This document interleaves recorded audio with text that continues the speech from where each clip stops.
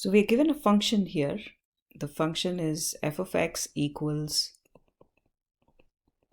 2 times x minus 1 the whole squared plus 6.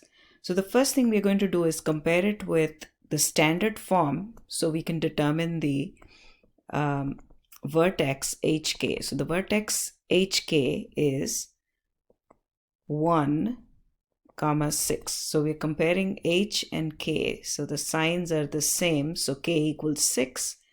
These signs are the same. So h equals 1. So 1, 6 is the vertex. Now in order to find the x-intercept, we substitute y equals 0. X-intercept is on the x-axis, right? If there is one, it would be on the x-axis. So the y equals 0. So we substitute y equals 0 to get 0 equals 2 times x minus 1 the whole squared plus 6. So now we have to solve for x. We subtract 6 on both sides. So 2 times x minus 1 the whole squared equals negative 6.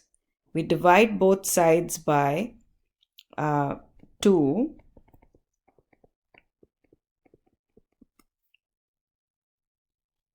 So that's negative 3 equals x minus 1 the whole squared.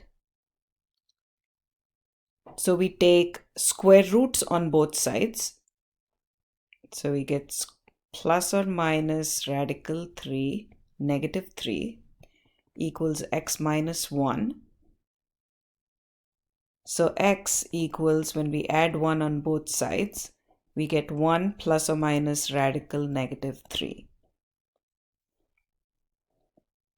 Okay. So let's look at the x-intercept. Notice that there is a negative inside the square root. So that's an imaginary number. So it does have roots, but the roots or solutions are imaginary. So the conclusion that we can make from this is that the parabola does not intersect with the x-axis. So that's what it looks like. It does not intersect with the x-axis.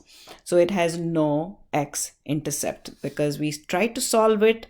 In fact, we solved it, but the solution is imaginary, which tells us that there are no x-intercepts.